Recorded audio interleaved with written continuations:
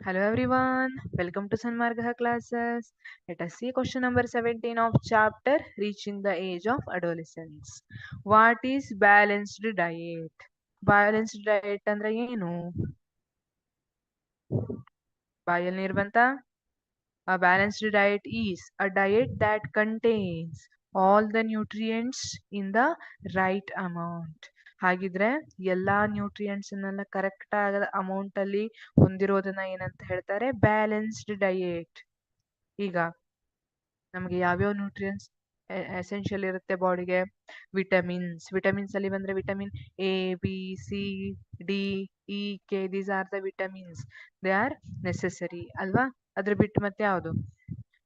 Proteins ಬೇಕು, lipids ಬೇಕು, fibres ಬೇಕು, carbohydrates, calcium, iron, these are the different nutrients. ಇಷ್ಟೇ ಅಲ್ಲ, ಇನ್ನು ಬೇಕಾದಷ್ಟಿದೆ. They are very essential for any human being. ಅದರಲ್ಲೂ ಇಲ್ಲಿ ಬ್ಯಾಲೆನ್ಸ್ಡ್ ಡಯಟ್ ಅಂದ್ರೆ ಇದನ್ನೆಲ್ಲ ಕರೆಕ್ಟ್ ಅಮೌಂಟ್ ಅಲ್ಲಿ ಇರಬೇಕು. ಕಾರ್ಬೋಹೈಡ್ರೇಟ್ಸ್, ಈಗ ಬ್ರೌನ್ ರೈಸ್ ಇರಬಹುದು ಅಥವಾ ರೊಟ್ಟಿ ಇರಬಹುದು, ಕಾರ್ಬೋಹೈಡ್ರೇಟ್ಸ್ ಇರುತ್ತೆ ಅಲ್ವಾ? ಜೊತೆಗೆ ವಿಟಮಿನ್ಸ್ ಅಂತ ಬಂದ್ರೆ some fruits and vegetable. Vitamin A ಯಾವ್ದ್ರಲ್ಲಿ ಇರುತ್ತೆ? ಲೈಟ್ ಚಾಪ್ಟರ್ ಅಲ್ಲಿ ಕಲ್ತಿದ್ದೀರಿ. ಕ್ಯಾರೆಟ್ ಮತ್ತೆ ಗ್ರೀನ್ ಲೀವ್ಸ್ ಇರಬಹುದು ಅಥವಾ ಗ್ರೀನಿ ವೆಜಿಟೇಬಲ್ಸ್ ಇರಬಹುದು. ಅದರಲ್ಲಿ ವಿಟಮಿನ್ ಎ ಜಾಸ್ತಿ ಇರುತ್ತೆ ಅಲ್ವಾ? ಅದರ ಡೆಫಿಷಿಯನ್ಸಿ ಏನನ್ನ ಕಾಸ್ ಮಾಡುತ್ತೆ? ನೈಟ್ ಬ್ಲೈಂಡ್ನೆಸ್ ಅನ್ನ ಕಾಸ್ ಮಾಡುತ್ತೆ ಅಂತ ಕಲ್ತಿದ್ದೀರಿ. ಅದೇ ತರ ವಿಟಮಿನ್ ಬಿ ಇರಬಹುದು, ಡೈರಿ ಪ್ರೊಡಕ್ಟ್ಸ್ ಅಲ್ಲಿ ಜಾಸ್ತಿ ಇರುತ್ತೆ. Vitamin D, vitamin C usually lemon ಅಲ್ಲಿ ಇರುತ್ತೆ.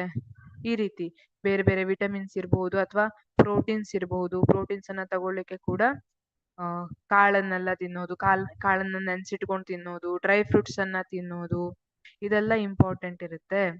ಡೈರಿ ಪ್ರೊಡಕ್ಟ್ಸ್ ಅನ್ನ ಯೂಸ್ ಮಾಡೋದು ಅಲ್ವಾ? ಇದೆಲ್ಲ ಏನಿದೆ ಅದು ಬ್ಯಾಲೆನ್ಸ್ಡ್ ಡಯೇಟ್ ಅಂತ ಹೇಳ್ತೀವಿ. ಎಲ್ಲಾ ನ್ಯೂಟ್ರಿಯೆಂಟ್ಸ್ ಅನ್ನ ಬ್ಯಾಲೆನ್ಸ್ ಮಾಡೋದು.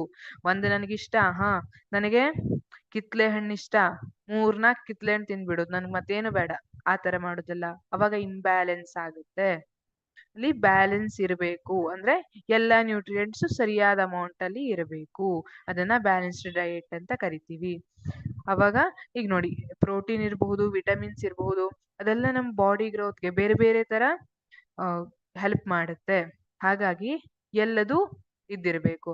ಈಗ ನೀವು ಹೇಗೆ ಒಂದು ಸೊಸೈಟಿಯನ್ನ ನೋಡಿದ್ರೆ ಅಲ್ಲಿ ಬೇರೆ ಬೇರೆ ಪ್ರೊಫೆಷನ್ಸ್ ಇರ್ತಾರಲ್ವಾ? ಟೀಚರ್ಸ್ ಇರ್ತಾರೆ, ಇಂಜಿನಿಯರ್ಸ್ ಇರ್ತಾರೆ, ಡಾಕ್ಟರ್ಸ್ ಇರ್ತಾರೆ, ಪೋಸ್ಟ್ ಮ್ಯಾನ್ ಇರ್ತಾರೆ, ಅದೇ ತರ ಕಸ ಗುಡ್ಸೋರು ಇರ್ತಾರೆ, ಕ್ಲೀನ್ ಮಾಡೋರು ಇರ್ತಾರೆ.